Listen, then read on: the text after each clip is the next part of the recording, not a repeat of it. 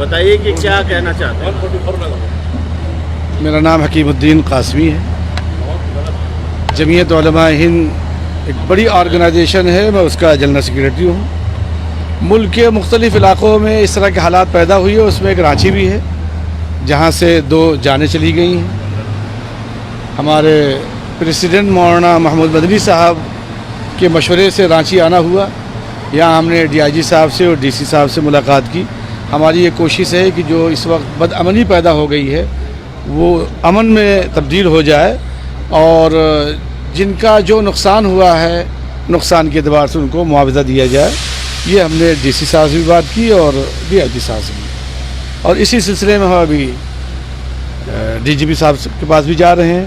अगर मौका मिला और वक्त मिल गया तो गवर्नर साहब भी मिलेंगे।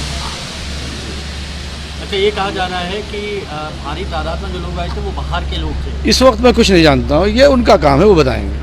ये भी खबर हमने देखा ही नहीं है, उससे तो हम कैसे कह सकते हैं। नहीं, लेकिन आपको यहाँ की खबर तो होगी ना। ये कहा गया कि सहारनपुर से जो ये वो बताए, ये उन्होंने SIT बना दी है, SIT बना दी है, वो बताएंगे। तो मुआवजा वो बताएंगे। बात की जा रही है कि SGPI भी इसमें शामिल हो सकती है। उसमें कौन है नहीं है ये वो बताएंगे। ये काम पुलिस का है, मेरा नहीं, अदालत में। नहीं, लेकिन अचानक से इतनी भीड़ कहाँ से एकजुट हो गई, इसको लेकर सवाल खड़े नहीं होते हैं कि वहाँ पर पहले इतनी भीड़ कभी नहीं होती थी। भाई ये यहाँ की इंतजामिया की जिम्मेदारी है कि वो इसके बारे में जवाब दे। हम उसके जवाब दे नहीं। हम तो ये चाह रहे हैं कि किसी तरह से जिस तरह के हालात बिगड़ने के पोजीशन में आए थे उसमें और बेहतरी पैदा हो। कोई बात पैदा नहीं होनी चाहिए। सर जी, आज से रिक्वेस्ट कर रहा हूँ, अभी के समय में मुझे लगता है कि कोई भी तकरीर और तहरीर हमने आपको रोका था, आप इनको पहले भी ये लोग मदरसा को बदनाम करके जा रहे हैं, बस इतना बता दे रहे हैं। कहाँ है बुलाए लोग यहाँ पे? क्यों आप 144 में क्यों प्रेस कॉन्फ्रेंस करवा रहे हैं? नहीं, आपको क्यों लगता है, क्यों यहाँ पर आपको ऐसा लगता है कि बदनाम करने की बात हो रही है? वो बाहर से आके क्यों आएंगे यहाँ मेरे मोहल्ला में? मेरे मोहल्ला में बाहर से क्यों आएंगे? मेरा मोहल्ला में दंगा फसाद करने वाले लोग क्यों आएगा? यूपी से, मुंबई से क्यों आएगा? वो दिल्ली से उन्होंने अपनी बात रखने के लिए क्या है रखेगा बात? यहाँ जाकर बाहर अपना बात रखे, मेरे मदरसा में नहीं रख सकता है। आप कौन है? हम इस मदरसा के हैं। तो आपके मदरसे में और तो आपने पहले बात नहीं की थी। हम यहाँ के रहने वाले हैं। हम यहाँ के रहने वाले। आपको कैसे लगता है कि इन्होंने जो भी बात बोला वो दंगा भड़काने वाली अभी का टाइम में किसी तरह का कोई बात नहीं होना चाहिए। क्या बात नहीं?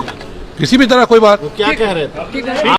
लोगों के बीच में बातचीत कर रहे थे, प्रेस ब्रीफिंग होना था, तो हम लोगों ने स्पष्ट आदेश ये मिला था कि नहीं, प्रेस ब्रीफिंग वगैरह बाहर से लोग आके कोई आदमी किसी को प्रेस ब्रीफिंग नहीं कर सकता है यहाँ के बारे में। ठीक है, खास तौर से कि यहाँ के हालात के बारे में। तो हमने थाना प्रभारी को ले लिए थे, लेके बातचीत करके हम लोग इनको मना कर दिए कि आपको यहाँ कुछ नहीं करना है। क्या आपको ऐसा लगा किसी तरह का कानून को तोड़ा गया है यहाँ पर? नहीं, हम लोगों ने मना कर दिया है, मना ही कर दिया कि नहीं करना ही नहीं। लेकिन अगर इस तरह से कुछ होता है, अगर होता, हाँ, यस, अगर होगा तो फिर कानून अपना काम करेगी। बात तो ठीक। सर, अभी जो प्रेस कॉन्फ्रेंस की, इसको आपने रोका है? जी, यदि मुझे ऐसा लगता है, मुझे कानून प्रदत्त यह शक्ति है, अगर लगता है कि किसी भी तहरीर से तकरीर से अगर किसी तरह का विधि व्यवस्था से भंग होने की संभावना है तो मैं उसे शांतिपूर्वक उसको प्रिवेंट करने की कोशिश करूंगा। शांति का अपील कर रहे थे?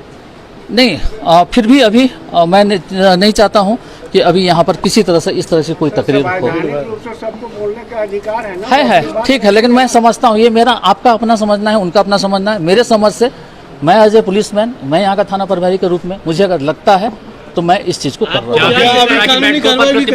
आपको शिकायत क्या मिलेगी, क्या है?